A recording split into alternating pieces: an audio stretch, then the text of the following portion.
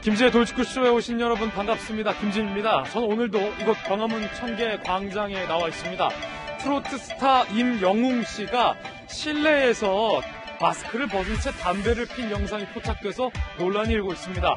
그뿐만이 아니라 미성년자인 정동원 씨 앞에서도 담배를 핀 영상이 공개돼서 논란이 더해지고 있습니다. 임영웅 씨 본인은 겸손하게 사과문을 올렸는데 소속사의 사과와 해명이 황당하다는 지적도 있습니다. 잠시 후에 이야기 나눠보겠습니다. 저는 비가 오나 눈이 오나 매일 아침 이곳에서 여러분을 기다리겠습니다. 김지의 돌직구쇼 지금 라이브로 시작합니다. 잠깐만요.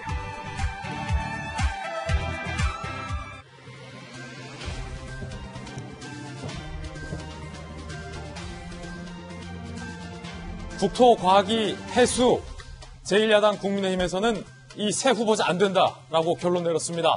민주당 내부에서도 고민이 깊은 것 같습니다. 3명을 다 강행해서 통과시키기에는 부담스럽다는 겁니다. 자, 그렇다면 누가 낙마할지에 대해서 언론의 관심이 모아지고 있습니다.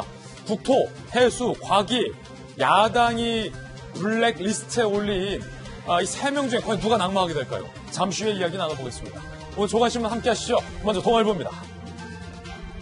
문정부 4년 장차관급 청와대 비서관급 이상의 인사를 동아일보 분석해봤는데 고위직 401명 중에 157명이 노무현 청와대와 문재인 캠프 등 출신이다라는 분석이 나왔습니다. 시민사회단체 출신 포함해서 40%에 육박하다라는 흥미로운 분석이 실렸습니다. 다음 신문입니다. 이번엔 한겨레 신문입니다. 국민 눈높이에 맞나 민주당 내부에서도 임혜숙 과기부 장관 후보자와 박준영 해수부 장관 후보자를 놓고 고심 중이라는 겁니다. 아내가 도자기 1000점이 넘는 것을 불법으로 들여와서 판매했다라는 의혹, 그리고 해외 출장에 가족들을 다 데리고 갔다, 그리고 남편을 제자의 논문 1저자로 올려놨다라는 의혹 등등이 제기된 바 있습니다. 과연 민주당의 당 지도부의 선택은 무엇일까요? 다음 신문입니다. 이번엔 중앙일보입니다.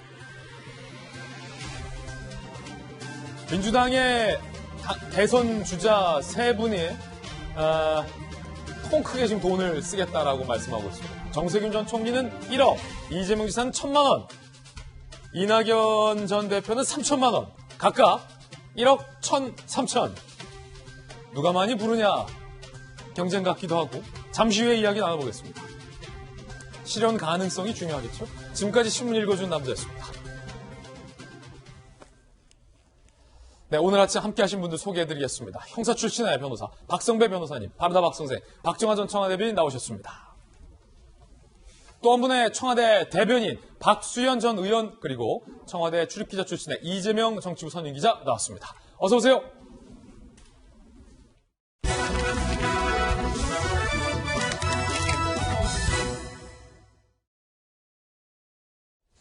문재인 정부 들어서 9명의 장관 후보자가 야당의 반대에도 불구하고 임명이 강행됐습니다.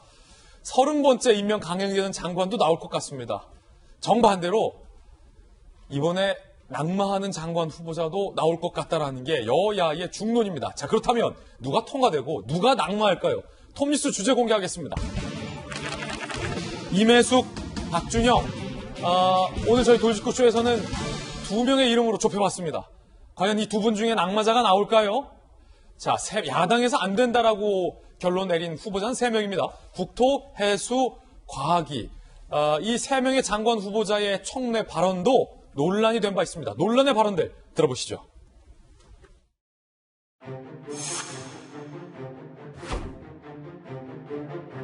얼핏 보아도 수천 점이 넘죠? 가정생활 중 사용한 건 맞습니까?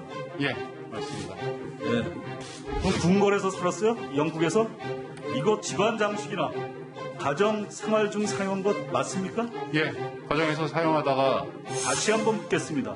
궁궐에서 사셨어요? 여기서 영국에서요?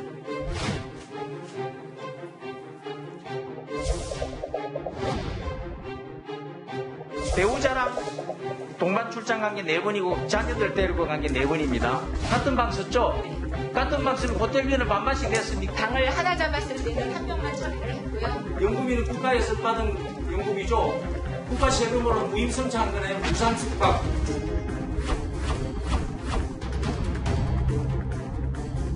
여자 조국이냐고요. 이 의혹 하자 종합시더라고. 부르지 않을 수가 없습니다.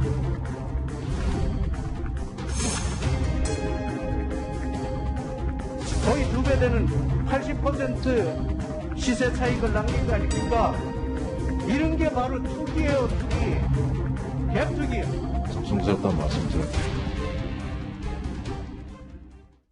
참 안타까운 것이 국토부 장관 후보자가 부동산 투기 논란, 과기부 장관 후보자가 이 노무 논란, 해수부 장관 후보자가 밀수 논란, 각각 주무부처의 주된 업무와 연관된 의혹이 제기됨에 따라서 제1야당인 국민의힘에서는 이 3명 모두 안 된다라고 결론을 내렸습니다. 민주당의 고민도 여러 기자들의 취재에 따르면 깊어지고 있다고 하는데 일단 이재명 기자, 민주당도 내부에서 3명을 다 강행할 수는 없다. 부담스럽다. 어떻게 땡땡땡 인사를 통과시키겠느냐라는 뭐 다양한 당 내부의 의견도 있다고 하는데 자, 현재 기류가 어떻습니까? 일단 제1야당에서는 3사람 죽어도 안 된다. 못 박았고. 그렇죠.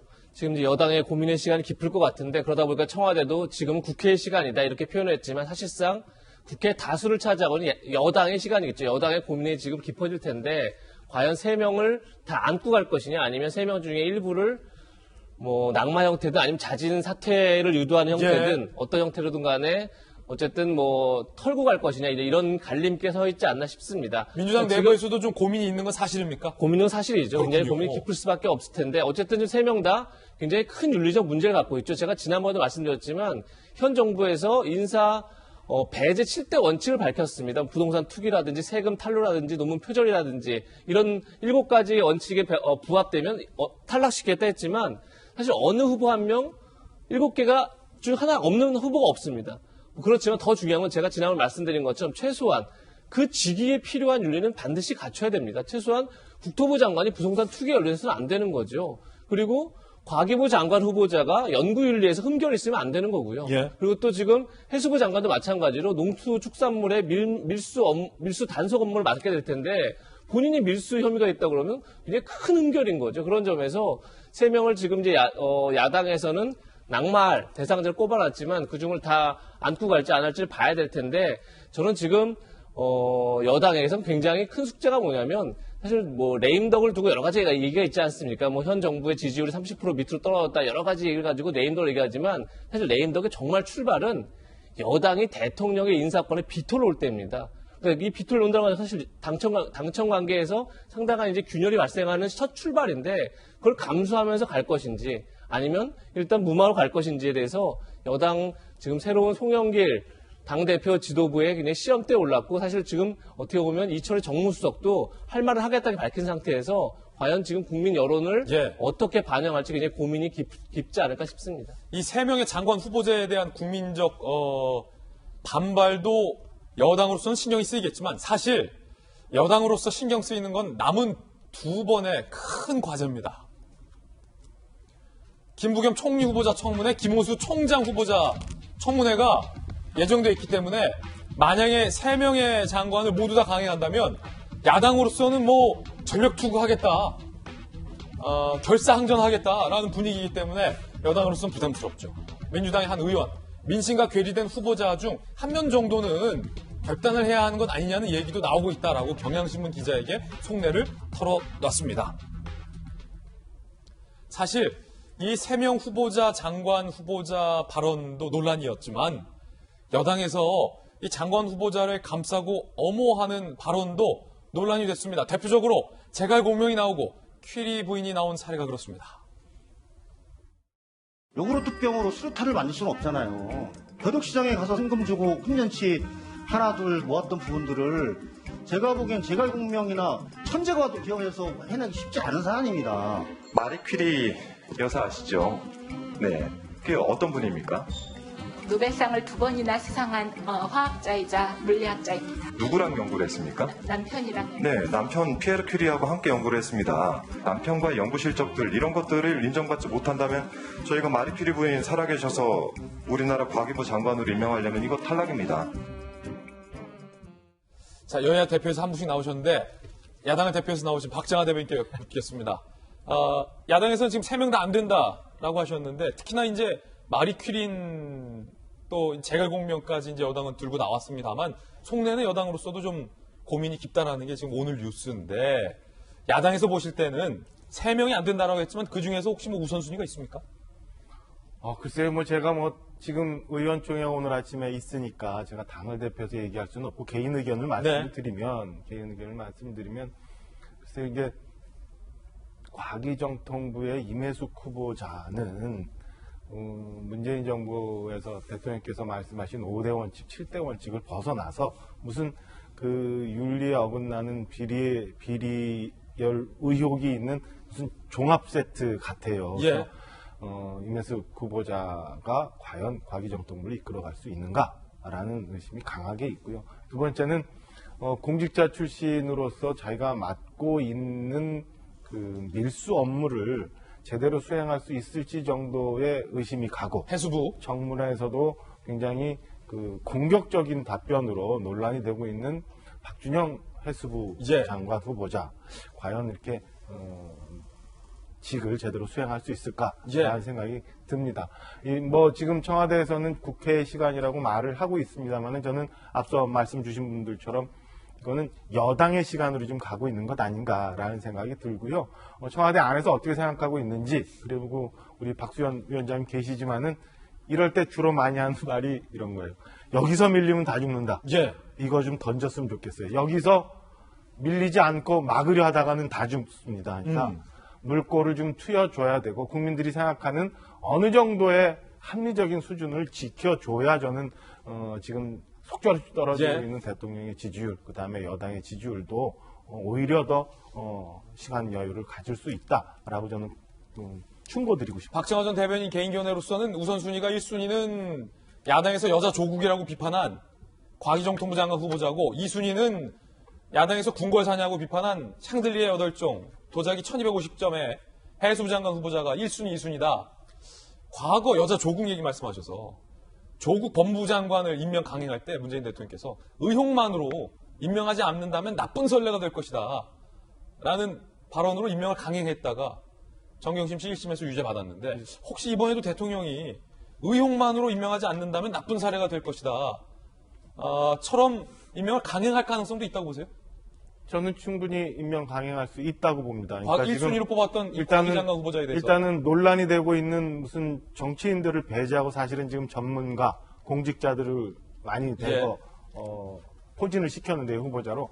저는 지금 박준영 해양수산부 후보자 같은 경우는 공직자 출신으로 사실은 특별히 여당이나 청와대가 부담을 갖고 있지는 않아요. 근데 저는 임혜숙 후보자 같은 경우는 이전에 장학재단 이사장 이전에 이미 민주당 당원이었고, 그 다음에 민주당 당원이라는 것도 이번에 좀 논란이 되고 있고, 그 다음에 그런 면에서 저는 임혜숙 후보자를 어디선가 마지막까지라도 좀 보호하고 유지하고 싶어하는 기류가 있지 않을까라는 걱정을 좀 그런 걱정이 좀 있어요. 알겠습니다. 자, 박정화 전 대변인의 개인 견해입니다. 그렇다면 여당을 대표해서 나오신 박수현 전 청와대 대변인께 여쭙겠습니다. 현 정부의 초대 대변인이었고 문재인 대통령의 마음을 잘 아시는 분인데 박수현 전 대변인의 답변을 듣다 보면 어떤 여당의 선택지에 대한 힌트도 얻을 수 있을 것 같은데 자, 지금 야당에서는 박정화 전 대변인은 1순위가 과기, 2순위가 해수부 이렇게 꼽았는데 혹시 박수현 전 대변인께 보시기에 이 세 분 중, 야당이 찍은 세 분 중에 어떻게 평가하십니까? 제가 우리 앵커의 질문에 말리지 않아야 되겠다는 생각을 합니다. 김밥입니까? 왜 말리십니까? 순서를 딱 찍어서 답변을 하라고 하시니 좀 폭넓게 이야기를 해보겠어요. 우선 당과 청와대의 고민이 그 어느 때보다 깊다. 그렇군요. 그것은 틀림이 없어. 현재 고민 중이다. 보이고요. 그럴 수밖에 없는 것이 4.7 재보궐선거에서 저희가 좀 크게 국민의 휘초리를 맞았는데 그러면서 저희는 이렇게 봅니다. 저는 그렇다고 해서 국민께서 국민의 힘을 오로지 쳐다보고 있느냐, 그게 아니라 민주당이 어떻게 변하고 있느냐를 보고 계시다. 저는 이렇게 개인적으로 믿고 있습니다.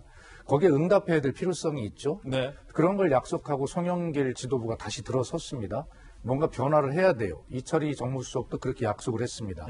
그리고 이 문제는 결과적으로 장관직을 수행하는데 큰 뭐 전문성 능력의 문제보다는 국민의 눈높이에 따른 어떤 도덕성 윤리의 문제이고 또 이 후보자들이 답변을 하는 와중에서 보면 진실한 고백, 다시 말해서 어떤 의혹이 제기됐을 때 국민들 눈높이로 보면 보니 그럴 개연성이 훨씬 많아 보이는데 이거를 예.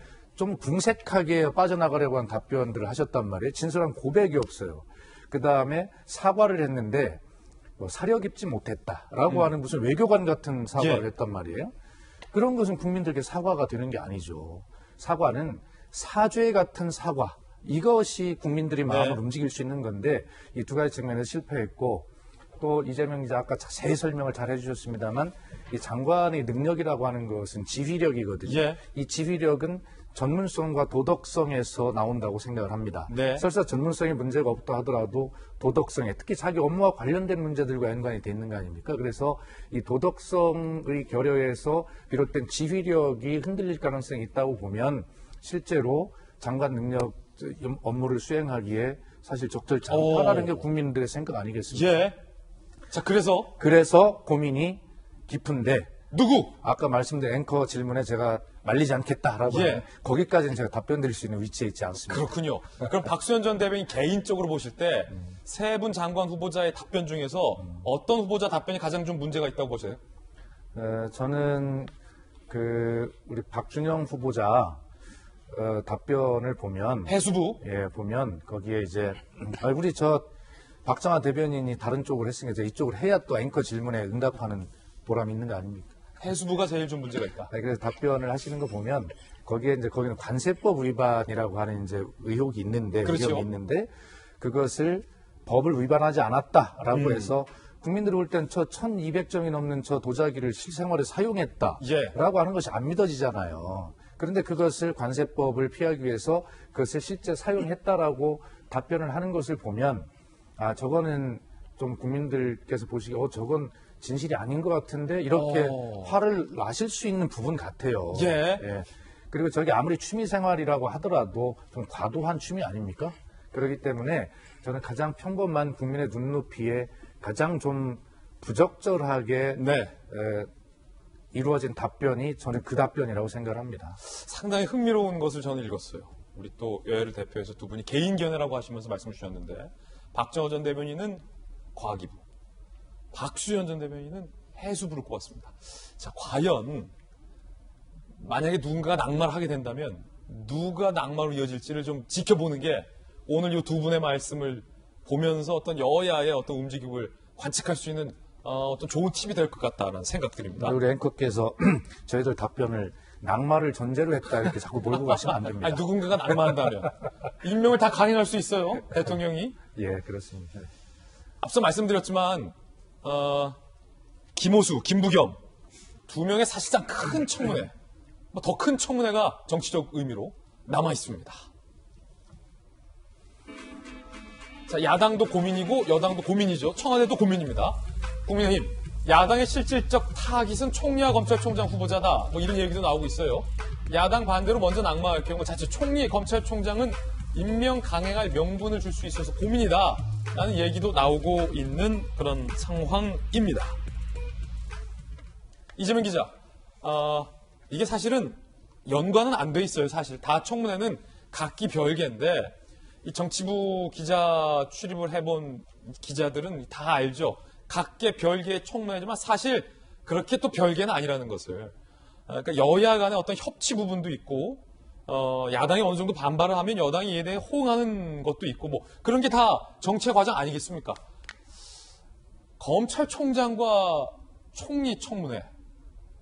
정부로서는 청와대로서는 3명의 장관보다 사실은 이 2명의 총리와 총장이 더 중요합니까? 사실입니까 그게? 그렇게 볼 수 있겠죠. 현 정부 입장에서는 3명의 장관 후보자보다 어떻게 보면 국무총리는 사실 여야의 인준투표까지 받아야 됩니다. 물론 지금 국회 의석상 사실 여당이 압도적 다수기 때문에 야당이 반대하더라도 인준투표에 아무런 문제가 없지만 어쨌든 야당이 인준투표 자체를 놓고 굉장히 강하게 반발할 경우에는 사실은 임명 과정 자체에 굉장히 난항을 겪을 수 있죠. 예. 그리고 김호수 검찰총장 후보자 같은 경우는 어떻게 보면 여러 가지 현 정부 수사와 맞물려 있기 때문에 청와대 입장에서 굉장히 예의주시하지 않을까 싶습니다. 그런 점에서 야당 1강에서는 지금 3명의 후보자가 중요한 게 아니라 오히려 김부겸 국무총리 후보자, 김호수 검찰총장 후보자를 낙마시키는데 오히려 더 포인트를 맞춰야 된다 이런 말도 있지만 아니 이재명 기자께서 묻고 싶은 게 있었어요. 오래전부터. 개인적으로 물어봐도 되는데 굳이 방송에서 물어보는 거예요. 예전에 이런 말이 있었어요. 예전에 청와대에서 여당이 장관 후보자 몇 명을 탁 제시를 하고 진짜 지키고 싶은 후보자를 지키기 위해서 한 명을 낙마용으로 던진다. 이런 얘기도 사실 기자들 사이에 있었잖아요. 그거 사실입니까? 여기 두 전직 청와대 대변인 계시지만 전혀 사실이 아니라고 할 수는 없죠. 사실 여야 협상 과정이라는 게 그러니까 꼭 누구 한 명을 희생양을 삼아서 다른 사람 지킨다는 개념보다는 여야 협상이라는 게 늘 그런 거죠. 뭐 주고받는 게 없어 협상은 이루어지지 않는 거기 때문에 사실 뭐 일정 후보들을 내놓고 다른 사람을 챙긴다 뭐 이렇게 여권 입장에서는 뭐 그런 전략을 쓰지 않을 수 없는 상황에 몰릴 수 있죠. 그런 점에서 지금 어떻게 보면 이 세 후보자도 결국은 같이 맞물려 있다는 볼 수 있는데 저는 사실 뭐 그런 걸 떠나서 여권 입장에서 조금 전에 뭐 박지원 전 대변인 말씀하셨지만 사실 4.7 재보궐선거 표심에 대응을 하는 게 어떻게 보면 여권의 지금 의무인 거죠. 그런 점에서 송영길 당대표도 이제 쇄신을 강하게 앞에 내세웠던 거고 또 이철희 정무수석도 변화를 강조했기 때문에 그런 관점에서 과연 민심을 어떻게 읽어내느냐 그게 오히려 중요한 게 아닌가 싶습니다. 김부겸 총리 후보자 청문회가 예정돼 있는데 여러 가지 논란 중에 이게 지금 뜨겁습니다. 2010년 1월 자녀 외고 합격 2달 후에 외고 폐지 법안을 공동 발의했다는 논란입니다. 이양수 국민의힘 의원은 법안까지 발의하고 특목고 보낸 경우는 처음 있는 일이다. 내로남불의 끝판왕이다라고 비판을 했고 김부겸 총리 측은 후보자 측은 외고 없애자는 게 아니라 성격이 유사한 유형들을 혁신형 자율학교로 일어나자라는 법안이다라고 현재 해명을 하고 있는 상황입니다. 네, 이번엔 저희가 준비한 다음 뉴스입니다. 오늘 사실상 뜨거운 뉴스들이 많습니다. 그중에서도 가장 뜨거운 인물 3명만 저희가 엄선했습니다. 오늘의 핫쌈 지금 공개합니다. 자, 유시민 노무현재단 이사장이 기소됐는데 이를 엄호한 김용민 최고위원 중에 1등이죠. 자, 그리고 두 번째는 트로트 영웅 임영웅 씨 논란입니다. 세 번째는 이 벤츠 차주가 또 죽이겠다 등을 운운했습니다. 벌써 두 번째입니다. 오늘 핫쌈 먼저 기소된 유시민 노무현재단 이사장을 두둔한 김용민 민주당 최고위원 뉴스부터 살펴보겠습니다. 정말 좀 황당한 게 노무현재단 이사장인 유시민 이사장 본인조차 미안하고 죄송하다라고 사과했는데 왜 김용민 최고위원이 두둔하는지 이해가 안 된다는 기사들이 많습니다. 함께 보시죠. 득표율 1위한 김용민 최고, 유 이사장에 대한 대선 출마 언급되는 현 시점에 기소가 이루어졌다는 사실에서 검찰의 정치적인 의도가 의심된다라고 검찰의 이번 기소를 비판을 했습니다. 그러니까 검찰이 유시민 노무현재단 이사장이 대선에 나올까봐 나오는 것을 뭐 영향을 주기 위해서 정치적으로 기소를 했다라는 의미인데 유시민 이사장이 본인의 잘못에 대해서 시인하고 사과한 마당에 자 이런 두둔이 과연 어떻게 받아들여질지에 대한 보도가 많습니다. 그러면서 하루빨리 검찰 개혁이 필요하다라고 두둔을 했습니다. 제1야당에서는 궤변의 내로남불이다라고 비판했습니다. 들어보시죠. 유 이사장도 잘못을 인정하고 사과까지 한 명백한 사안을 걸고 넘어져 정치적 기소로 생트집을 잡고 있습니다. 국가기관은 명예훼손의 대상이 될 수 없고 사과까지 했으니 정치적 의도가 의심스럽다라는 궤변을 늘어놓고 있습니다. 맹신에 가까운 친문 민주당의 내로남불 행태가 이 시대를 암흑으로 만들고 있다는 것을 모르시는가 봅니다. 김 최고위원은 자중하시길 당부드립니다. 자, 박성배 변호사님 나오셨는데 김용민 최고위원의 주장은 그러니까 유시민 노무현재단 이사장이 아무 죄가 없는데 검찰이 왜 기소하냐는 겁니까? 아니면 죄는 있지만 왜 검찰이 기소를 하냐는 겁니까? 아니면 죄는 있는데 기소가 잘못됐다는 겁니까? 뭐 아니면 그냥 검찰이 싫다는 겁니까? 이 김용민 의원이 변호사인 것으로 알고 있습니다. 이 김용민 의원의 발언은 저는 변호사로서 대법원 판례 근거에 나름의 의견을 제시한 것으로 해석하고 싶습니다. 그렇군요.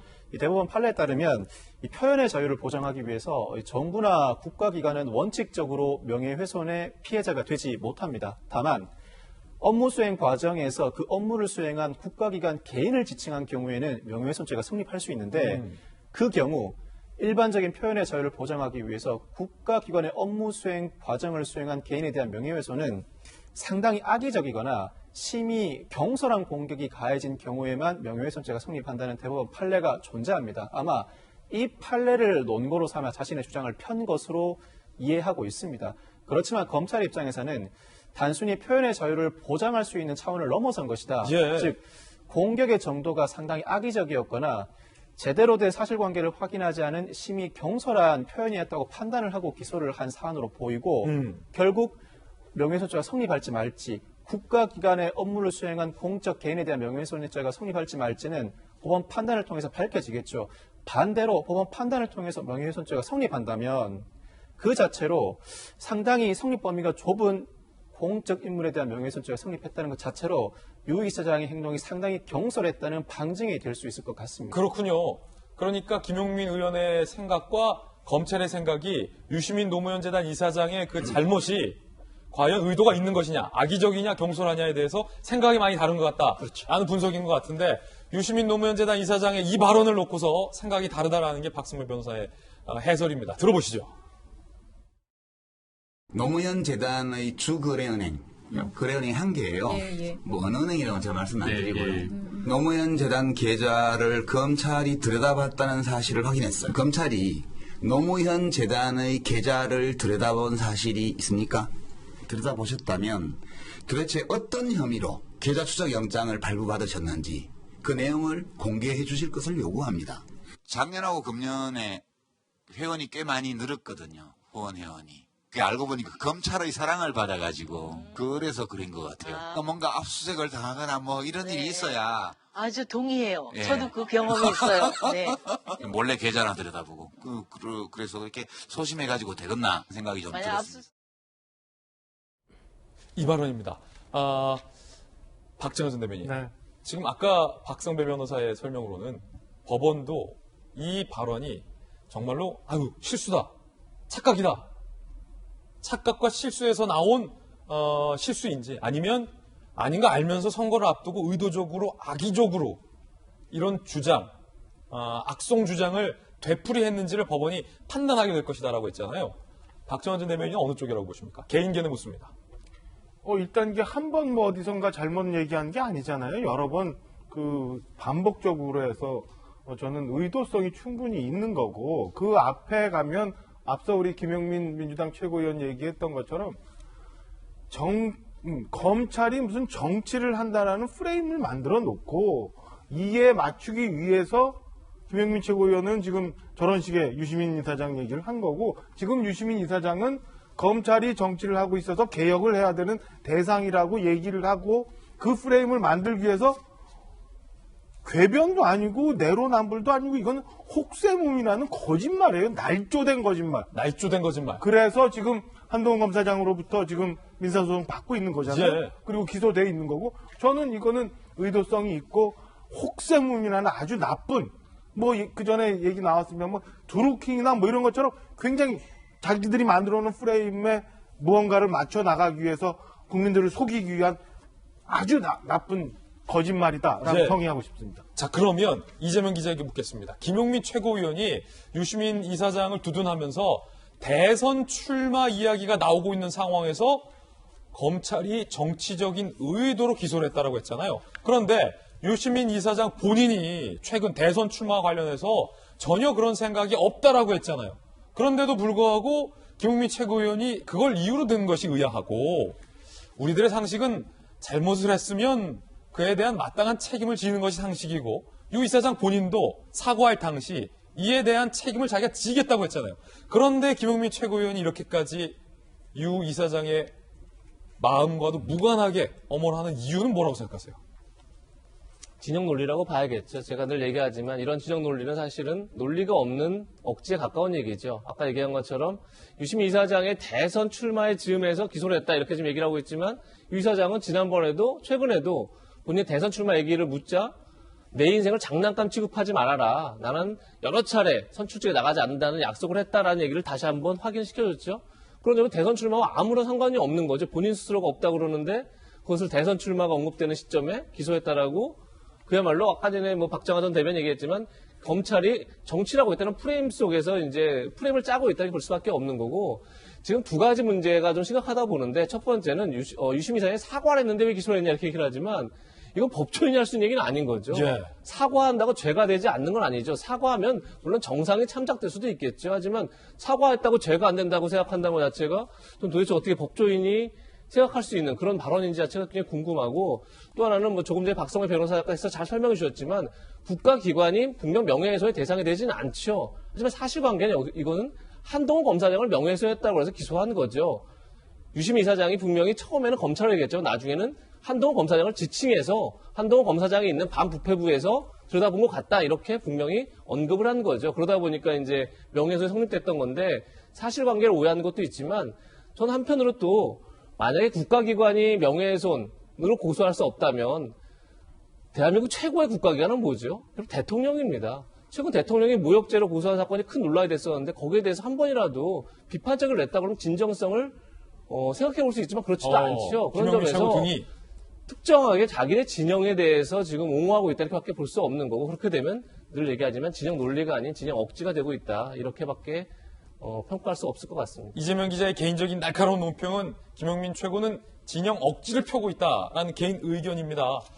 그도 그럴 것이 유시민 노무현재단 이사장은 본인 대선에 관심이 없다라고 공개적으로 얘기한 바 있습니다. 들어보시죠. 언론에 정치 복귀설, 친문 재산후보설 등이 나오고 있습니다. 어떻게 생각하세요? 뇌피셜이라고 봐야겠죠. 저는 2013년 2월에 이제 정치는 그만하겠다고 말씀을 드렸고, 그리고 재작년에 노무현 재단 이사장 취임할 때 이제 선거에 나가거나 공무원이 되는 이런 제 인생에 이제는 앞으로 없을 것이다 이렇게 말씀을 드렸고요. 제 인생을 장난감 취급하는 그런 거를 좀 이제 그만해 주셨으면 해요. 장난삼아 돌 던지지 말았으면 좋겠어요. 자, 본인은 그럴 생각 없다라고 얘기했지만 추미애 전 법무부 장관도 그렇고 김용민 최고위원도 그렇고 민주당 안팎에서는 친문 적자로 띄우려는 건 아니냐라는 분석도 나오고 있는 것이 사실입니다. 함께 보시죠. 대선 출마론 재점화, 추미애 전 법무부 장관 공개적으로 사과한 마당에 기소한 건 검찰권 남용이다 라는 주장, 김용민 최고위원, 유시민 대선 출마 논의되는 시점에 기소, 정치적 의도, 두 분 다 검찰을 비판하기 위해서 정치적으로 기소했다. 그런데 추미애 전 법무부 장관은 법무부 장관 이전에 판사 출신, 김용민 최고위원은 최고위원 이전의 변호사인데 법에 대해서 잘 아시는 분들이 이렇게 얘기했다라는 것은 유시민 노무현재단 이사장의 대선 출마론과 관계 있는 건 아니냐라는 추측도 나오고 있는 건데 박수현 의원님, 유시민 띄우기입니까? 그렇지 않습니다. 저 스스로도 저 발언이 잘 이해가 안 되거든요. 김용민 최고의 발언이? 그렇습니다. 예.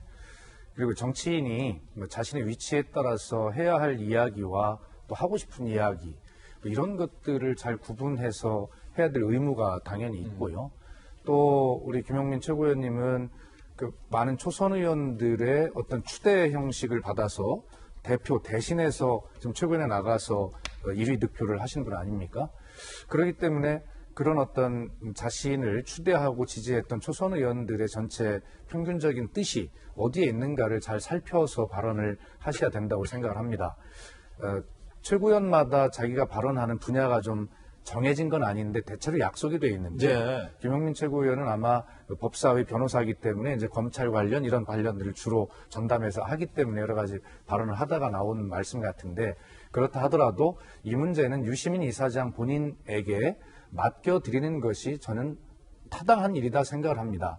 그리고 유시민 이사장의 사과문을 보면 확증 편향으로 검찰을 악마화했다라고 하는 정말 유시민 이사장으로서는 어떻게 보면 상상할 수도 없는 그런 단어들을 사용해서 통렬한 사과를 한 겁니다. 저렇게 진심 어린 사과가 어디 있습니까? 아마 유시민 이사장은 저런 사과가 지식인으로서 본인의 어떤 인생에 살아온 길에 굉장히 큰 아마 최대의 오점일 수도 있어요. 예. 그럼에도 저렇게 사과를 하는 건 진심이라고 받아들여야 되고 또 그것이 한동훈 검사장이 그래도 나는 재판을 받게 하겠다 해서 이런 절차가 진행됐으면 그런 통렬한 사과를 한 유심 이사장께서 진심으로 재판도 받을 겁니다. 그리고 아까 계속 박성배 변호사 설명하셨지만 이 문제는 본인이 어떻게 검찰이 계좌를 들여다봤다고 주장을 했는가, 내가 허위 창작이 아니다, 고의성이 없었다라고 하는 것까지 완전히 증명을 하려면 법원에서 자기가 왜 그런 주장을 하게 되는가 근거도 이야기를 해야 되지 않습니까? 소명을 해야 되죠. 그렇습니다. 그래서 그 사과에 걸맞는 완벽한 소명과 해명, 설명이 있어야 유시민답다 저는 그렇게 생각해요. 예.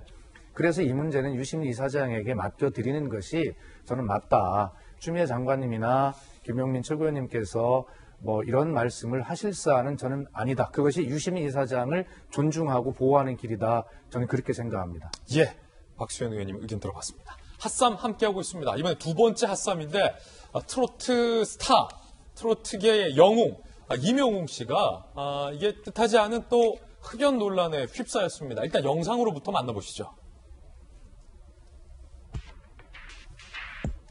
자, 임영웅 씨가 실내에서 방송 촬영을 대기하면서 실내에서 이렇게 마스크를 완전히 내리고 흡연을 하는 영상이 온라인 커뮤니티 등을 중심으로 퍼졌습니다. 명백히 실내이고요. 방송 촬영을 준비하면서 실내에서 흡연을 하고 있습니다. 이게 마스크를 내렸다라는 방역수칙 위반 논란도 일고 있고요. 실내 흡연 논란도 함께 일고 있는 그런 상황입니다. 그런데 흡연과 관련해서 또 하나의 영상이 더욱 뜨겁게 논란이 되고 있습니다. 역시 임영웅 씨가 흡연을 하고 있는 그런 영상인데요. 미성년자인 트로트 스타, 또 한 명의 트로트 스타 정동원 씨가 있는 곳에서 이렇게 흡연을 하는 영상과 사진이 공개돼서 이 미성년자 앞에서 이렇게 흡연을 해도 되는 것이냐라는 어떤 도의적인 논란까지 현재 일고 있는 상황입니다. 자, 어제 온라인 커뮤니티에 임영웅 씨의 이제 사진과 영상이 확산이 됐어요. 혼자 노마스크로 촬영 대기 현장에 있는 사진과 또 실내에서 전자담배를 흡연하는 영상인데 이게 서울 마포구 스튜디오에서 진행된 예능 촬영 대기 현장 실내였다고 합니다. 그러다 보니까 과거 실내 흡연 의혹도 재조명됐는데 부산에서 열린 미스트롯 콘서트 당시 미성년자인 정동원 씨와 함께 있는 대기실에서 아직 대기실이었군요. 담배를 피우는 모습까지 함께 공개가 되면서 다소 눈살을 찌푸린다라는 비판의 여론도 일고 있는 것이 또한 사실입니다. 박성배 변호사님, 뭐 법률적인 부분부터 좀 한번 짚어보겠습니다. 실내에서 마스크를 내리고 흡연을 하는 것 어떤 문제죠? 일단 업무 수행상 불가피한 경우가 아닌 한 이 모든 실내에서는 마스크를 착용할 의무가 있습니다. 이 마스크를 착용하지 않았다고 곧바로 과태료 부과 처분이 이루어지는 것은 아니고요. 일단 관련 기관이 마스크 착용을 지도하고 그럼에도 불응할 경우에는 10만 원 이하의 과태료에 처해지게 됩니다. 그리고 더 큰 논란인 실내에서 전자담배 흡연 부분.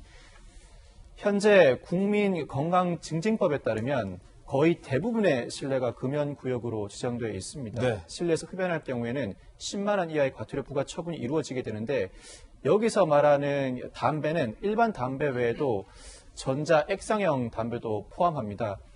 실험 결과 일부 유해 물질 양이 적다고 하더라도 국민 전체에 대한 유해성이 결코 낮다고 보기 어렵기 때문에 전자 액상형 담배도 포함시켜 둔 것인데 이를 모르는 분들이 상당히 많은 것 같습니다. 그러면 감염병 예방관리법을 위반한 거고 국민건강증진법을 위반한 것입니다. 국민건강증진법 두 개를 지금 위반한 걸로 보인다는 겁니까? 그렇습니다. 그렇군요. 미성년자가 있는 데서 담배를 핀 것은 법적으로 미성년자가 있는 자리에서 담배를 폈다고 가중처벌하는 규정을 따로 두고 있지는 않습니다만 그렇군요. 이 자체가 상당히 부적절한 행동이기 때문에 그만큼 더 논란이 될 수밖에 없고 적극적인 관계기관의 조치가 이루어질 가능성이 더 높아진 상황이죠. 아하. 그럼 이거 처벌돼야 합니까?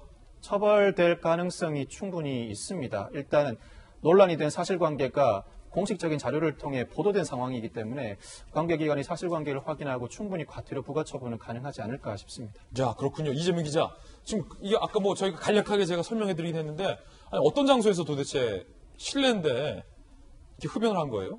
뭐 조금 전에 말씀하신 것처럼 그제 그 방송사에서 예능 프로그램 출연을 하고 있는데 그 스튜디오에서 마스크를 내리고 이제 액상 담배를 폈다 이렇게 지금 사진이 공개된 거죠.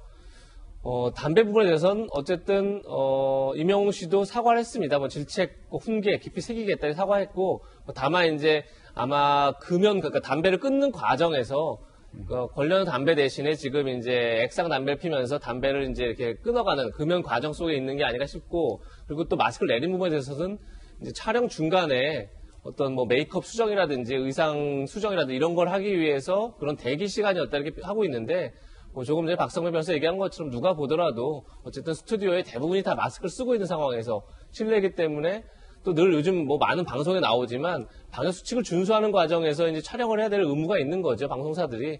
그런 점에서 저렇게 홀로 마스크를 내리고 있는 모습을 뭐 옹호할 수는 없는 게 아닌가 싶고, 특히나 이제 이건 이제 그제 스튜디오 장면이고, 다시 그러다 보니까 지난해에 이제 그 콘서트 현장에서 대기실 안에서 정동원 씨라는 미성년자가 있는 상황에서 다시 담배 피는 모습 또 보였었는데, 그러다 보니까 이제 저게 반복된 거죠. 저런 장면들이 반복되어 오다 보니까 오히려 이제 논란이 커진 게 아닌가 싶고, 뭐 임영웅 씨도 사과했지만 어쨌든 뭐 공인으로서 적절하게 반성하고 또 성찰하는 계기를 삼아야 되지 않을까 싶습니다. 예, 누리꾼이 지자체에 신고까지 했다고 합니다. 함께 보시죠.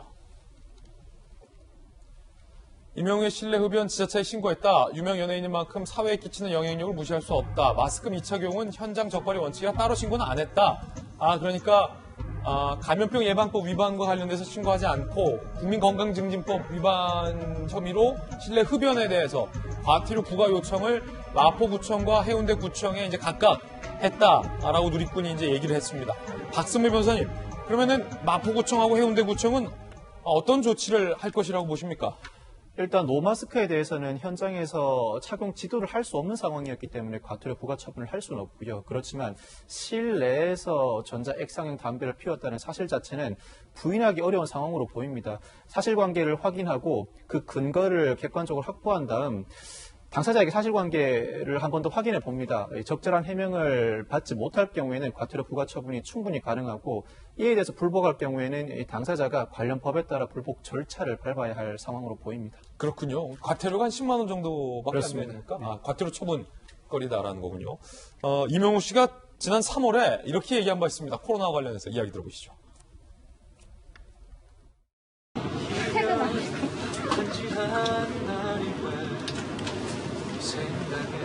네, 준비된 대로 가겠습니다. 이렇게 버스를 타본 건 정말 오랜만이고 3, 4년 만에 버스를 타본 것 같아요. 코로나가 빨리 끝나서 버스 타고 다니면서 만나 뵙는 이제 시민분들과도 인사도 좀 하고 이야기도 좀 하고 이렇게 살고 싶어요. 자, 그런데 소속사의 입장이 논란입니다.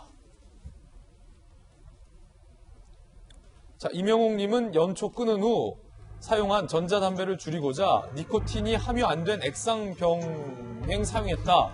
니코틴이 없어 담배가 아니라고 생각했다. 깊이 사과드린다. 사실 임영웅 씨는 진솔하게 사과를 했는데 임영웅 씨 소속사가 이런 입장을 내면서 지금 또 하나의 논란이 일고 있는 건데요. 이 부분 박수현 의원님. 네. 이게 사과는 아까 진솔해야 된다고 하셨잖아요. 그러니까 임영웅 씨 본인은 사과를 했고 잠시 후에 설명드리겠지만 소속사의 이 해명이 사과가 연초를 끊고 전자담배를 줄이는 과정이었고 니코틴이 함유 안 돼서 담배가 아니라 생각했다. 어떻게 보십니까? 저한테 질문하실 줄을 전혀 모르고 당황했습니다. 예. 그런데 정말로 뭐 일상생활을 살아가면서 우리가 누구한테 사과를 할 땐 마음이 담겨 있어야 되잖아요. 그리고 그 마음이 담기려면 진정한 반성이 전제되는 것이죠. 근데 임영웅 씨 사과에는 그런 측면이 보이는 것 같아요. 근데 소속사는 지금 앵커께서 말씀하신 대로 뭔가 자꾸 조건을 달고 빠져나가려고 하는 뭐 궁색해 보이는 쪽으로 자꾸 가지 않습니까? 그래서 이런 거를 볼 때 국민은 금방 아시거든요. 이 변명이구나, 해명이구나. 반성이 아니라 뭐 이런 거죠. 또 사과가 아니라. 그래서 아까 제가 말씀드린 대로 진솔한 고백과 어떤 사죄 수준의 사과, 이런 마음들이 담겨 있을 때 아마 임영웅 씨가 더 사랑을 받을 수 있을 것 아닌가. 그래서 소속사가 좀 더 솔직하게 사과를 다시 했으면 좋겠다, 이런 생각이 듭니다. 예, 그렇군요. 임영웅 씨 본인도 자, 사과문을 냈습니다. 함께 보시죠. 안녕하세요. 임영웅입니다. 팬분들께 큰 상처와 실망감을 드리게 되었다. 책임감을 가지고 모든 순간 임했어야 했는데 부족했다. 심력 끼치게 되어 진심으로 죄송하다. 오늘을 교훈 삼아 스스로 돌아보며 반성하고 성숙한 사람이 되겠다. 질책과 훈계 가슴속 깊이 새기겠다. 감사합니다. 임영웅 올림. 사실은 뭐 박정화 대변인, 임영웅 씨는 이렇게 굉장히 진솔하고 또 낮은 모습으로 사과를 잘했어요. 소속사의 입장문이 오겠지네요. 그러니까 임영웅 씨 뭐 사과한 것처럼 그리고 사과를 했음에도 불구하고 이 건에 대해서는 계속 질타받고 또 반성해야 되는 건 맞는데 이 사진이 사실은 재밌는 게 그 옆 건물 어디선가 찍은 사진이 이렇게 유포가 됐다는 설도 있어요. 그래서 이 연예인 말고 소속사 간에 무슨 그 경쟁 속에서 이런 일들이 혹시 생기지 않았나 이런 우려도 좀 하거든요. 예. 소속사 해명도 좀 어정쩡하잖아요. 이게 관련이 아니고 뭐 전자담배라 괜찮았다 아니면 뭐 그 연예인 관리를 잘못해서 뭐 이랬다. 혹시 이제 어두운 이면 속에서 치열한 경쟁 속에서 나오는 것들이 아니었으면 하는 바람도 일견 좀 가지고 있습니다. 예. 자, 뭐 건강을 위해서 액상 담배도 이참에 아예 끊어보는 건 어떨까, 임영웅 씨가. 뭐 그런 생각도 또 해봅니다. 국민 건강 증진을 위해서 말이죠. 핫쌈 함께 하고 있습니다. 세 번째 핫쌈 함께 보시죠. 찾아가서 죽이기 전에. 야, 이번엔 협박 메모 벤츠. 아, 왜 이렇죠, 자꾸. 자동차 커뮤니티 보배드림 송도 아파트 벤츠 차주의 고발글 주차 공간 두고 통행로에 주차하며 협박성 메모 게재 무개념 주차 당당히 해놓고 딱지 붙이지 말라 욕써놨다. 내용이 보시죠. 긴 말 안 한다. 딱지 붙이는 XX 그만 붙여라. 블랙박스 까고 얼굴 보고 찾아가서 죽이기 전에 주차 공간을 더 만들든가. 허리디스크 터졌다. 뭐 허리디스크 여기 왜 해요 여기서? 자, 이 벤츠 굉장히 좀 고가의 벤츠 차량이고 이렇게 잡길로 쓴 글까지 떡하니 전면 유리창에 게시가 되어 있는데 자, 이재명 기자 이거 어떤 사건입니까? 좀 전에 말씀하신 것처럼 주차장에 지금 보면 제대로 주차가 안 돼 있죠. 지금 입구에 주차가 그래요? 주차장 입구에 주차가 돼 있었다는 겁니다. 지금 주차 표시가 없는 그런 이제 자리에다가 차가 나오는 공간에다 이제 이렇게 주차를 해놓은 것 같은데. 그건 불법 주차네요? 불법 주차한 거죠. 근데 뭐 물론 이제 이것이 도로에 불법 주차가 이렇게 한 게 아니기 때문에 행정기관이 직접 관여할 수 있는 건 아니죠. 왜냐면 아파트 사유지에 이제 주차 공간이 아닌 곳에 했기 때문에 그럴 경우에 보통 이제 관리 사무소에 단속을 하지 않습니까? 그런데 그런 당연히 거기서 아마 이제 주차 위반 딱지를 붙였겠죠. 그런데 지금 보신 것처럼 굉장히 이제 험한 욕설을 하면서 다시는 붙이지 마라 이렇게 했는데 저거를 이제 한 다른 저 아파트의 주민이 사진을 찍어서 커뮤니티에 올린 겁니다. 예. 이렇게 황당한 갑질이 어디 있느냐 이런 건데 당연히 이제 관리사무소도 뭐 본인 개인이 하는 게 아니라 주민들의 동의 속에서 다 주민들의 질서를 확립하는 차원에서 관리사무소 나섰을 텐데 저렇게까지 한다는 건 사실 있을 수 없는 거죠. 저건 제가 볼 때 주민 전체의 어떤 입장으로 저 벤츠 차주에게 강력한 경고를 해야 되지 않을까 싶습니다. 아니 무서워서 경고할 수 있겠나라는 생각도 언뜻 드는데 해당 커뮤니티의 반응들도 한번 모아봤습니다. 이쯤 되면 방송 타고 싶어서 일부러 저런 것 같다. 왜 이러냐. 인성에 문제 있냐. 조만간 뉴스에서 보겠네요. 예, 뉴스입니다. 송도 어디예요? 찾아가겠다. 뭐 이런 댓글, 황당하다는 댓글들이 지금 나오고 있습니다. 박성배 변호사님, 앞서서 죽이겠다라는 또 벤츠 차주의 어떤 논란됐었는데 네. 그거보다 이게 더 구체적입니다. 네네. 주체가 있어요. 네. 딱지를 붙이는 분, 주로 이제 경비실에서 근무하는 경비원분들이나 네네네. 관리사무소 직원분들일 텐데 대상이 있고 블랙박스를 열어서 찾아가서 위해를 가야겠다라는 구체적인 얘기도 있는데 이거 협박죄에 해당합니까? 이 과거에 주착한 두 자리를 차지한 벤츠 차주의 경우에는 손대면 죽는다, 손해배상 10배라는 메모를 남겼죠. 이 사안은 사실 협박죄에 해당할 가능성이 상당히 낮습니다. 그런데 이 사건은 달리 볼 여지도 있을 것 같습니다. 이 협박죄가 성립하려면 구체적인 해악의 고지가 있어야 합니다. 그렇지 않고 일반적인 경고나 화가 나서 행한 폭언 정도로는 협박죄가 성립하지 않습니다. 그런데 이 사건의 경우에는 긴 말 안 한다, 딱지 붙이는 XX 그만 붙여라 라는 메모 자체로 그동안 딱지를 붙여온 행위가 반복돼 왔고 딱지를 붙이는 주체가 누구인지 차주가 인지하고 있는 것으로 보입니다. 네. 이 정도라면 특정인을 상대로 더 이상 딱지를 붙일 경우에 해악을 가하겠다는 구체적인 해악의 고지가 있었다고 판단할 여지도 있어 보입니다. 어허. 즉, 협박죄를 논할 만한 사안이라는 것이죠. 예. 그리고 또 한 가지, 이 말씀하신 것처럼 부적절한 주차에 대해서는 불특정 다수가 통행하는 도로의 경우에만 도로교통법 위반죄가 적용되고 공동주택의 경우에는 적용되지가 않죠. 공동주택의 경우에 도로교통법 위반죄가 적용되는 사안은 제가 알기로는 딱 한 가지입니다. 이 소방차 전용구역이 있지 않습니까? 그 자리에 주차를 한 경우에는 도로교통법상 과태료가 부과됩니다. 그 외에는 통행로 등 일반적인 부적절한 주차에 대해서는 과태료 부과 처분을 할 수가 없는데 사실 우리나라 국민 대다수가 공동주택에서 거주를 하고 있습니다. 주차로 인한 갈등도 상당히 많이 야기되고 있는데 더 이상 입주자 대표회의에 맡겨둘 만한 문제인지는 의문입니다. 물론 형사처벌이 모든 일을 해결하는 만능이 되어서는 안 됩니다. 그렇지만 행동이 반복되고 그 반복된 행동에 대해서 형사처벌이 아니라 약한 수준이나마 과태료 부과 처분이라도 입법을 해두어야 더 이상 이러한 갈등이 반복되지 않지 않을까 싶은 생각이 듭니다. 그렇군요. 협박죄로 인정될 여지도 있다라고 말씀 주셨는데 만약 협박죄가 된다면 처벌은 어떻습니까? 이 같은 협박 수준이면?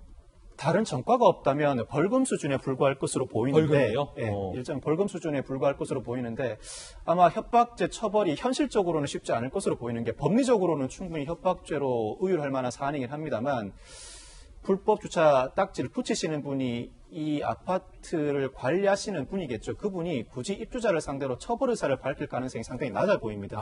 협박죄 자체가 반의사 불벌죄이기 때문에 법리적인 문제는 차치하고라도 현실적으로 처벌까지 이어지기는 어렵지 않을까 싶은 생각도 듭니다. 앞서 말씀 주셨듯이 과거 바로 직전에 2칸 차지했던 벤츠 차주도 이런 경고문을 올린 바 있죠.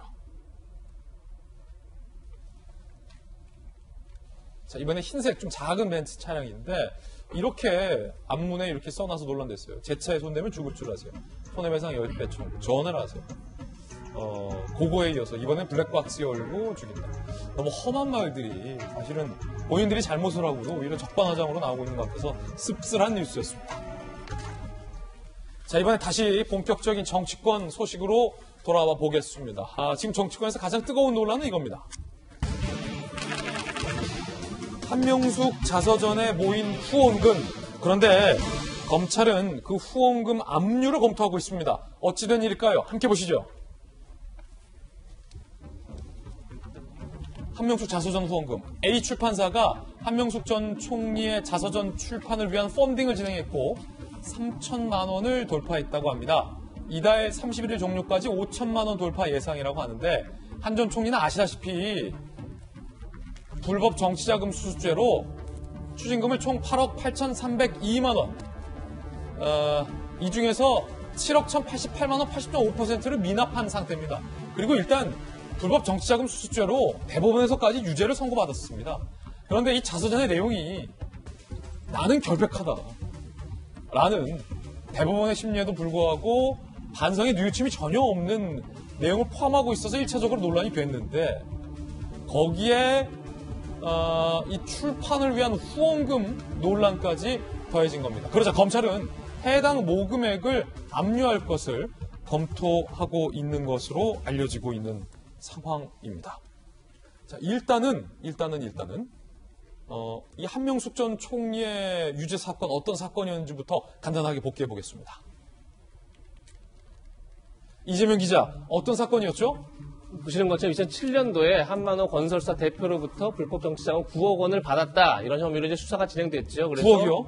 1심에서 무죄가 됐는데 2심에서 뒤집힙니다. 그래서 유죄가 선고되고 결국 대법원에서도 유죄가 선고되는데 결정적 이유가 지금 밑에 보시는 것처럼 한 전 총리 총리와 한만호 씨는 전혀 일면식도 없는 사이입니다. 그런데 한 전 총리 동생의 전세 자금에 한만호 씨가 발행한 수표 1억 원이 사용된 게 확인됩니다. 아니, 그럼 명백한 거 아닙니까? 그러다 보니까 당연히 이제 한명숙 전 총리를 통해서 갔다 이렇게 보는 게 이제 합리적인 의심이겠죠. 그러다 보니까 이제 2심에서 유죄가 뒤집혔고 또 하나가 건설사가 부도가 납니다. 그러고 나니까 한만호 씨가 한명숙 전 총리 측에 반환을 요구합니다. 돈을 준 것을. 그래서 2억 원이 다시 돌아갑니다. 그러다 보니까 이제 3억 원 같은 경우는 대법원 13명이 만장일치로 유죄다 확정을 합니다. 그리고 나머지 이제 6억 원이 있었는데 거기에 대해서도 대법관 13명 중에 8명은 유죄다, 5명은 무죄다 해서 결국은 대법원 전원일치로 유죄를 판결해서 결국은 2심을 확정 짓고 2심을 선고를 받고 이제 나온 그런 사건입니다. 아니 그렇다면 총리까지 지낸 정치인이 건설사 대표로부터 한두 푼도 아니고 저렇게 많은 돈을 받은 것은 굉장한 잘못 아닙니까, 이재명 기자? 잘못이죠. 잘못이니까 대법원에서도 유죄를 확정 지었고 그렇게 이제 판결이 난 건데 지금 뭐 여러 차례 사실 당시에 민주당에서는 이 사건 자체를 정치 사건이다.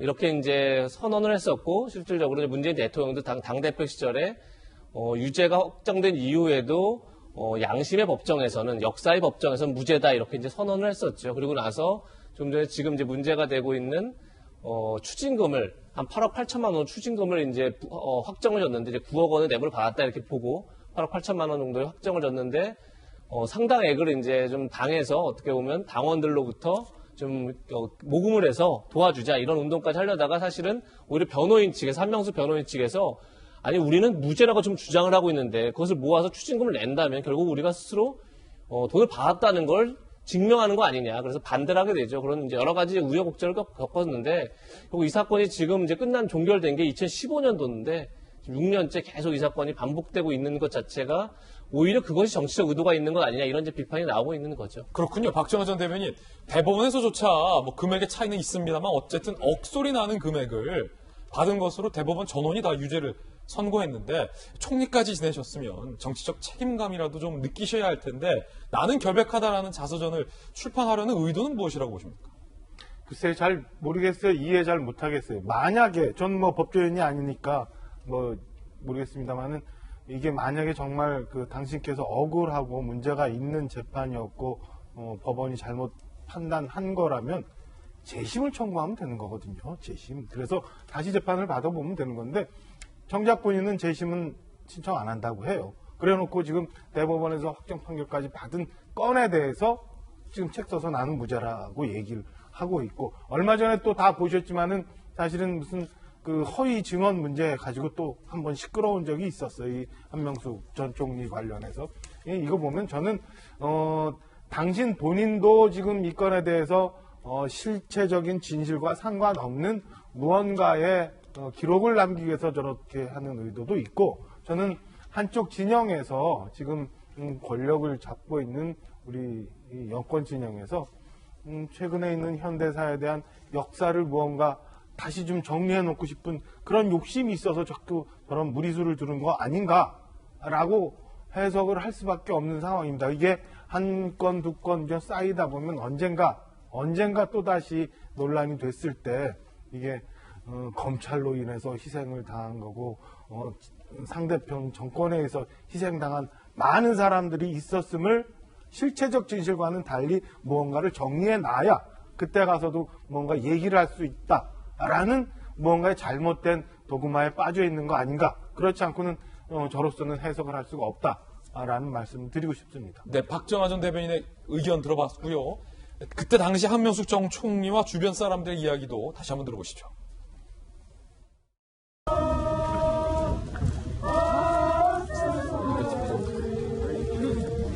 한명숙의 진실이 뭔지 알고 있으시죠? 네!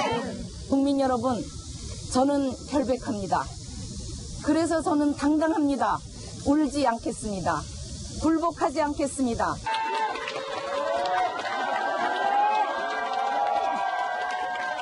저에게 닥쳤던 큰 시련을 제가 이겨낼 수 있었던 것은 저의 진심을 믿고 한결같이 응원해 주시고 힘과 사랑을 주신 수많은 분들의 믿음 덕분이었습니다. 앞으로도 당당하게 열심히 살아나가겠습니다. 여러분 대단히 감사합니다. 수사 과정에서 증거가 명백히 나왔고 대법원도 유죄로 인정했는데도 한명숙 전 총리는 억울하고 누명이다라고 주장합니다. 당시에 당대표였던 문재인 대통령 역시 이건 억울한 사건이고 정치적인 유죄다라고 비난을 했습니다. 들어보시죠. 우리는 한명숙 전 총리가 역사와 양심의 법정에서 무죄임을 확신합니다. 정치적 판결이라는 비판을 받아 마땅합니다. 비록 그 유죄 확정 판결을 받긴 했지만 그것이 정말로 정치적으로 억울한 그런 사건이었다는 것은 우리 당 사람이라면 누구나 다 아는 것이죠. 그래서 묻겠습니다. 박수현 전 대변인. 예. 뭐가 그렇게 억울하십니까? 한 세 가지 정도를 좀 이야기해 볼 수 있겠죠. 우선 첫째 말씀을 드리기 전에 민주당은 한 번도 한명숙 총리의 대법원 판결 불법 정치자금에 대한 유죄가 무죄라고 주장한 적이 없습니다. 예. 다만 이 과정에서 아까 말씀드린 대로 그 재소자들에게 그 위증을 교사함, 검찰의 그 모해 위증 사건에 관해서 들여다볼 필요가 있다. 그건 정확히 분리해서 말씀을 드리고요. 한 총리 입장에서 보면 서울시장에 출마를 했을 때도 그때 선거를 며칠 앞두고 바로 기소를 하는 엄청난 상식적으로 이해가 안 되는, 그러면서 이제 그 당시에 0.6%포인트 차이로 서울시장 선거에 떨어졌단 말입니다. 그런 것들이 명백하게 영향을 굉장히 미친 거죠. 예. 그런 억울한 점이 있었고요. 그 다음에 지금 말씀드린 대로 그 모해 위증에 관한 검찰의 그런 위증 교사 같은 것들에 대해서 본인은 확실하게 그런 것들이 있다고 생각하고, 그 다음에 그런 진술들이 또 있는 것도 사실입니다. 그런 것이고요. 그 다음에 지금 요 전에도 이제 그 뇌물 사건이 한 번 있었는데 또 5만 달러 문제였지 않습니까? 그래 결과적으로는 그 유명한 말, 의자가 뇌물을 받았다라고 하는 그런 말을 남기면서 그 무죄를 받은 것 아닙니까? 그렇다고 보면 본인의 그 짧은 그 총리 시절과 당 대표를 역임하면서 거쳤던 그런 엄청난 사건들이 결과적으로는 검찰에 의해서 기획된 어떤 정치 표적 수사 아니냐라고 하는 본인은 그런 억울한 심정이 아마 트라우마처럼 있을 겁니다. 그런 것들을 이번 자서전을 통해 재심을 왜 안 하냐, 이제 아까 우리 박정하 대변인 말씀하셨는데, 재심은 뭐 새로운 증거가 나오거나 뭐가 있어야 이제 근거로 할 텐데 어차피 받아들여지지 않을 재심을 해봐야 무의미하지 않습니까? 그렇기 때문에 자서전 발행을 통해서 끝까지 지금 제가 말씀드린 자신이 정치적인 검찰에 의한 정치적 판결, 또 판결에 대한 시도 이런 걸 받았다라고 개인은 얼마든지 뭐 주장할 수 있다, 저는 그렇게 생각합니다. 다만 이 문제는 정확히 말씀드리지만 대법원에서 유죄 판결을 받은 것에 대해서 민주당은 거기에 대해서 그것을 뒤집는, 뭐 소위 야당이 얘기하는 한명숙 구하기, 이런 것을 해본 적이 없다는 말씀 분명히 드립니다. 돈 받은 것에 대해서는 인정을 한다. 그러니까 유죄 판결을 받았으니까요. 예. 네. 그렇군요. 진중권 교수는 이렇게 비판을 했습니다. 민주당 정권의 공작은 아예 없는 사실을 창작하는 능동적 성격이다. 한명숙이 검찰 조작 수사의 희생양이라는 창작에 이어 재수자들을 캐스팅하고 민본 변호사가 나서 친여 매체를 통해서 사기 전과자들의 증언을 증폭시켜 허구로 사실을 등록했다. 이건 진중권 전 교수의 개인적인 주장이다라는 말씀 드리면서 여러분들이 이 사건 보실 때 참고하시면 될 것 같습니다. 판단은 여러분들께서 해주시기 바라겠고요. 박성배 변호사님께 묻겠습니다. 후원금을 검찰이 압류할 것을 고민 중인 것으로 알려졌는데 이것은 어떤 거에 근거한 조치죠? 일단은 불법 정치자금 수수 혐의로 유죄 확정 판결을 받았고 그 과정에서 추징 처분이 이루어졌습니다. 즉 추징 판결도 동시에 이루어졌는데 지금까지 한명수 전 총리가 전체 추징금을 납부하지는 못한 상황입니다. 그런데 자서전 출판을 계기로 그로 인한 수익이 기속될 가능성이 있기 때문에 검찰이 추가 추징을 고민하고 있는 것입니다. 그렇지만 추징은 판결을 받은 피고인 본인 재산에 대해서만 가능합니다. 이 사건의 경우에 자서전 관련 후원금의 귀속 주체는 일단 한명숙 전 총리가 아니라 출판사입니다. 그렇지만 그 이익 중 일부는 한명숙 전 총리 본인에게 귀속될 수 있다는 예측도 나오고 있는데 그 이유가 책 한 권을 받을 수 있는 후원 옵션이 18,000원 정도라고 합니다. 즉 소매로 판매되는 책 대금 정도의 금액이기 때문에 이 금액 중 일부는 한 전 총리에게 귀속될 수 있다는 예측을 하고 있는 것이고요. 또 한 가지 100만 원 정도의 후원 옵션도 있습니다. 이 후원 옵션은 책 2권을 교부하고 한명수 전 총리와 1시간 정도 식사를 할 수 있는 후원 옵션인데 그렇다면 더더군다나 한명수 전 총리에게 일부 이익이 귀속될 수 있다는 예측이 가능합니다. 이런 상황이다 보니까 검찰도 법리를 검토하고 있는 것으로 보이는데 자, 직접적으로 출판사의 이익이 한명숙 전 총리에게 귀속되지 않은 상황에서 한명숙 전 총리가 출판사로부터 받을 수 있는 채권에 대해서 추징할 수 있지 않느냐라는 의문도 제기될 수가 있습니다. 그렇지만 채권에 대한 추징은 어렵습니다. 이 대법원 판례에 따르면 추징은 몰수를 전제로 하고 몰수는 물건에 대해서 이루어지는 것입니다. 채권 자체는 물건이 아니기 때문에 몰수를 할 수가 없고 그렇군요. 따라서 추징도 어렵습니다. 결국 이 자서전과 관련된 후원금은 이 이익이 직접적으로 한 전 총리에게 귀속되어야 검찰이 비로소 추징을 할 수가 있습니다. 네. 자, 이야기 들어봤습니다. 그런가 하면 이재명 지사가 흥미로운 발언에서 보도가 되고 있는데 대학을 안 가는 청년들, 대학 대신 세계여행을 선택한 청년들에게 1,000만 원씩 주는 것은 어떤가라는 것을 발언한 겁니다. 들어보시죠. 저도 대학을 가긴 했습니다만 사실 뭐 학교 갈 때 학교에 거의 안 갔던 기억이 있는데 4년 동안 대학을 다니는 거하고 4년 동안 세계 일주를 다니는 거하고 어떤 게 과연 그 사람의 인생에 더 도움이 될까. 세계 여행비를 뭐 한 1,000만 원씩 좀 대학 안 가는 대신에 지원을 해주면 훨씬 낫지 않을까 하는 생각이 드는데 어떻게 생각하세요? 자, 이 지사는 그러니까 모두가 꼭 대학을 갈 필요가 있을까? 사실 대학을 가는 사회적인 비용과 그 시간 등을 할애해서 차라리 세계 여행을 가거나 다른 본인의 전문성을 늘리는 데 사용해보면 어떨까라는 문제 제기를 한 겁니다. 야당에서는 허경영이냐고 비판을 했습니다. 야당의 주장도 들어보시죠.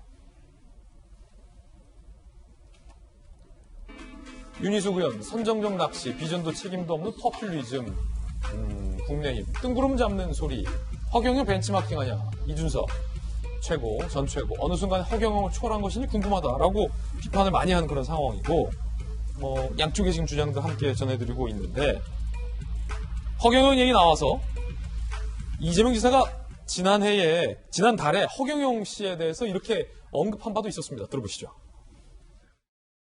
지사님 이번 시리즈 정책을 허경영식 정책이라고 비판까지 나왔는데 어떻게 생각하세요? 모 선생 말씀을 하셨는데요. 국민이 포퓰리스트에 놀아날 정도라면 그 공중부양하시는 그분 옛날에 대통령 계셨어야 됩니다. 이재명 기자, 야당에서는 허경영 씨냐라고 비판을 했는데 이재명 지사는 아니 이게 어떻게 허경영 씨냐라고 반발하고 있는 것 같고 사실 허경영 씨는 내가 여기서 내 이름이 왜 나오냐라고 또 기분 나쁘실 것 같아요. 자, 일단 어떤 겁니까 이거 1,000만 원 대학 안 가고. 글쎄요, 일단 그 취지, 꼭 대학을 가야만 하느냐, 대학을 가지 않고 오히려 견문을 넓히고 경험을 많이 하는 게 중요하다는 취지에는 다들 고개를 끄덕일 수 있을 것 같습니다. 네. 문제는 대학을 가지 않은 청년들에게 1,000만 원씩 줘서 세계를 보내자라는 그 예산이겠죠. 지금 보니까 만약에 정말 그 대학을 가지 않은 청년들에게 다 1,000만 원씩 주면 지금 대학 진학률이 2.5%, 73% 정도가 되는데 한 14만 명 정도가 대학을 안 간다고 합니다. 그러면 한 1조 4천억 원 정도가 예산이 들 텐데 1조 4천억 자체도 중요하지만 그럼 만약에 1,000만 원 받아서 해외를 갔다 와서 그다음 대학을 가면 다시 토해내야 되나요? 그리고 만약에 그 1,000만 원을 가지고 세계 여행을 다니는 게 아니라 휴양지가 럭셔리 여행을 하면 그건 다시 무효인가요? 굉장히 복잡한 문제가 생기는 거죠. 그렇군요.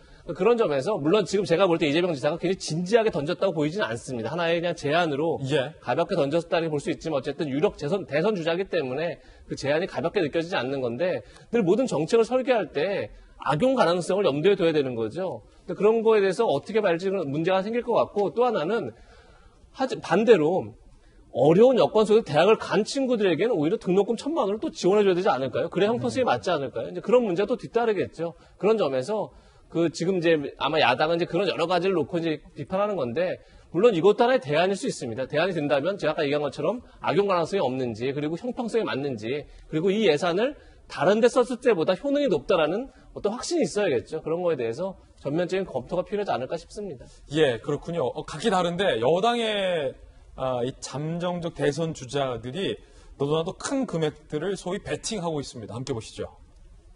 방금 들으셨듯이 이 지사는 그 1,000만 원, 이낙연 전 대표는 제대할 때 우리 20대 우리 남자 청년들 제대할 때 사회 출발 자금 3,000만 원씩 장만해서 드렸으면 그럼 정말 좋죠.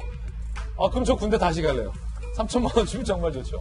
정세균 전 총리 사회 초년생 됐을 때 1억 지원하는 정책 설계. 그럼 더 좋죠. 박수현 전 대변인, 진심입니까 다들? 지금 이 문제가 우리 사회가 공통적으로 고민해야 되는 바로 그 청년의 문제, 사회에 처음 출발하는 청년들에게 어떻게 기회를 줄 것인가 하는 실질적으로 깊은 고민이 필요한 문제거든요. 그리고 이 문제는 이번 대통령 선거를 통해서 여야 간의 치열한 정책 경쟁과 토론과 논쟁이 있을 그런 문제들입니다. 그렇기 때문에 지금 뭐 백가쟁명식으로 여러 가지 이야기를 내놓고 있지만 이 어차피 주제로 토론될 수밖에 없는 주제들입니다. 네. 그래서 이재명 또 지사님이라고 할 거예요. 이재명 기자가 지금 자꾸 경기도로 보내세요. 그러니까 얘기했듯이 근데 저렇게 던져놓지만 저런 것들을 본인이 실제로 정책화해서 설계해서 공약으로 낼지 또 공약으로 낸다면 지금 이야기한 여러 문제들을 어떻게 설계를 할지를 구체화 이제 하게 되는 과정이 있을 거거든요. 뭐 이렇게 내지만 또 야당에서 이런 류의 정책들이 계속 나올 거라고 생각해요. 이 문제는 깊이 고민해야 될 지금 현재 우리 문제이고 이번 대선에서 아마 그 대선의 어떤 당락을 판가름을 가를 수 있는 중요한 지점이라고 생각을 합니다. 아직 뭐 진지하게 정책으로 던지는 그렇죠. 거 아니다. 네네. 자, 그런가 하면 범야권의 잠정 대권 주자 1위를 달리고 있는 윤석열 전 총장의 근황도 궁금하다는 기사가 나왔습니다. 자, 뭐 하고 있나 이런 거죠. 여전히 열공 중이다. 동아일보 보도에 따르면 지난 3월 사퇴 이후에 김영석 연세대 명예교수, 김성한 고려대 국제대학원 교수, 박도준 서울대 의대 교수 등과 접촉을 해서 외교안보, 노동, 보건복지 등에 대한 정책을 학습하고 준비 중이다. 일부 전직 언론인 그룹, 미디어 팀을 조직해서 전문가 모집 중이라는 관측도 나오고 있다. 강연 등의 메시지 정치를 본격화할 가능성도 있다라는 관측이 나오고 있습니다. 박정화 전 대변인, 본인이 검찰총장으로서 법, 수사, 공정, 정의 뭐 이런 것과 관련해서는 뭐 윤석열을 따라갈 사람이 있겠냐라는 자신감이 있겠지만 외교안보, 북한 문제, 북핵 문제, 노동 문제, 복지 문제 얘기 나오면 사실 준비해야 되거든요. 근데 시간이 그렇게 많지는 않아요. 언제까지 공부만 합니까? 글쎄요, 이제 뭐 여러 사람들이 이제 걱정하고 우려하는 부분이 그런 거고 우리 이재명 기자 같은 분 그전부터 계속 쭉 얘기했던 것처럼 본인의 비전을 좀 얘기를 해야 되는 거 아니냐. 그래야 정말 국민들이 판단을 할 수 있는 것 아닌가라고 얘기를 하고 있습니다. 지금 뭐 보도된 것처럼 뭐 여러 공부를 좀 하고 있는 것 같아요. 근데 저는 일단은 시계가 째깍째깍 가고 있는데 여권은 뭐 새로운 지도부가 나왔습니다만 야권은 새로운 지도부가 한 달 정도 더 있어야 이제 나오고 그 시간대들이 지나고 나면 저는 뭐 윤석열 전 총장도 그다음에 다른 야권 내지 여권의 후보군들도 본인들의 비전을 얘기하면서 이제 본격적으로 정치권이 내년 대선 준비 체제로 가지 않을까라는 생각이고요. 개인적으로는 글쎄 윤석열 총장 뭐 이렇게 조기에 등판할 거다 아니다 이런 설왕설래도 있습니다만은 제가 판단할 때는 조금 서늘한 바람 한여름 지나고 서늘한 바람 불어야 뭐 움직임이 좀 있지 않을까라는 생각이 좀 들어요. 그 전에는 여야 간이 국회에서 굉장히 많은 공방들이 있으면서 지도체제가 정비되는 그런 과정을 겪을 거라고 예상을 합니다. 예. 자, 그런가 하면 황교안 전 대표가 방미를 했습니다. 함께 보시죠. 미국으로 간다. 껍데기만 남은 한미동맹 방치할 수 없다. 정부가 못하니 저라도 챙긴다. 대한민국의 국제 위상 회복 제가 직접 나서겠다라며 미국으로 갑니다. 예. 이재명 기자. 다소 좀 뭐랄까요. 좀 의아스러운 면들이 있는데 그 정부가 한미동맹을 못 챙긴다. 그렇기 때문에 내가 챙긴다라고 주장하고 계신데 그 정부가 못 챙긴다라는 거에 설사 뭐 동의한다 하더라도 그걸 왜 황교안 전 대표가 챙기냐라는 의문은 사실은 필연적으로 나올 수밖에 없잖아요. 그렇죠. 뭐 지금 미국 싱크탱크에서 초청을 해서 이제 거기에 가서 아마 싱크탱크 관계자도 만나고 여러 가지 그렇군요. 한미 동맹 관련된 이제 뭐 세미나라든지 이런 데 참여해서 본인의 의사를 밝힐 것 같은데 결국은 이제 정치의 행보가 시작됐다고 봐야겠죠. 지금 뭐 여러 차례 언론 인터뷰도 하고 본인이 페이스북을 통해서, 그러니까 SNS를 통해서 어떤 메시지도 전하고 있지만 결국은 어떻게 보면 외교 행보라는 건 굉장히 이제 적극적인 행보인 거죠. 그래서 이제 다음 대선을 앞두고 본인도 등판하겠다 이런 의지를 이제 분명히 밝힌 것 같은데 뭐 정치 참여야 분명 본인의 뭐 개인 자유인 거죠. 다만 이제 제가 볼 때 얼마 전에 황교안 전 대표의 이제 측근 의원이라고 하시는 분을 만났는데 측근 그룹에서 사실 둘로 갈려져 있다고 하더라고요. 그래요? 한쪽에서는 어쨌든 큰 무대가 만들어졌으니까 참여해야 된다 이런 쪽도 있고 한쪽은 지금은 때도 아니고 명분도 없다 뭐 이런 이제 의견도 있는 것 같은데 글쎄 뭐 앞으로 뭐 어떤 행보를 더 보여줄지 모르겠으나 어쨌든 내부 정리 자체가 지금 잘 안 되고 있는 그런 상황이 아닌가 싶어서 앞으로 예의주시해서 봐야 될 것 같습니다. 네, 다음 뉴스도 한번 챙겨보겠습니다. 백신 부작용으로 의심되는 사례들이 계속 보고되고 있습니다. 함께 보시죠. 아스트라제네카 잇단 부작용 의심 사례. 접종 2주 뒤에 전신 근육 염증, 청와대 청원이 올라왔는데 기저질환 없던 20대 건강하던 아들이 접종 2주 뒤부터 다리 저림과 통증, 근육에 힘 들어가지 않는 증상, 근육 염증 수치가 무려 2만, 칫솔질조차 못할 만큼 통증 심하고 음식조차 못 먹는다라고 호소했습니다. 그리고 50대 의사 A씨가 접종 이틀 뒤에 숨진 채 발견됐는데 접종 후 별다른 이상 증세가 없었다고 합니다. 평소 고혈압 복용 외에 특이 기저질환도 없다라고 보고가 되고 있는 상황입니다. 박성배 변호사님, 사실은 국민들로서는 이런 걱정을 하는 것이 당연합니다. 걱정하는 국민들, 그리고 이걸 보도하는 언론을 향해서 왜 이러냐라고 하면 그 사람이 잘못된 것 같고요. 그렇다면 이 질병청 입장으로서도 과연 이 같은 정말 무서운 보고 사례들과 백신 간의 인과관계가 있는지 없는지를 지금 계속 들여다보고 있는데 국민들 입장에서는 좀 뭐랄까요, 답답한 측면도 있는 것 같아요. 자꾸 질병, 백신과는 관계가 없다라고 선 그을 수도 없는 상황이잖아요, 반대로 말하면.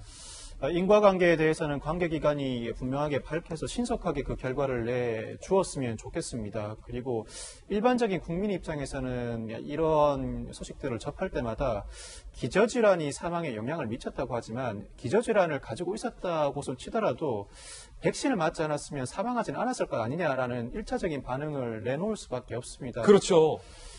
아무리 기저질환이 있다고 하더라도 국민은 안전하다는 국가를 믿고 백신 접종을 받고 있습니다. 그렇다면 그로 인해 발생하는 여러 부작용과 심지어 상당히 중한 중증이나 사망의 경우에는 국가가 인과관계를 엄밀하게 따지려는 시도보다도 좀 더 폭넓게 국민을 보호하는 조치를 취해줘야 할 것으로 보입니다. 그렇지 않으면 집단 면역을 이루기 위해서는 국민들의 협조가 필수적입니다. 적극적으로 백신 접종에 응해 주셔야 하는데 국민들의 협조가 이러한 추세라면 충분히 확보될 수 있을지가 상당히 의문입니다. 자, 그래서 여론조사 결과 백신을 맞겠다라고 응답하는 국민의 응답률이 떨어지고 있습니다.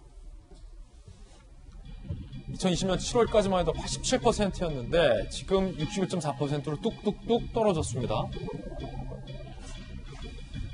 자, 예방접종 받을 의향이 있다라는 답변도 뚝뚝 떨어졌습니다. 2021년 3월 지난달에 비해서 2달 전에 비해서 한 달 전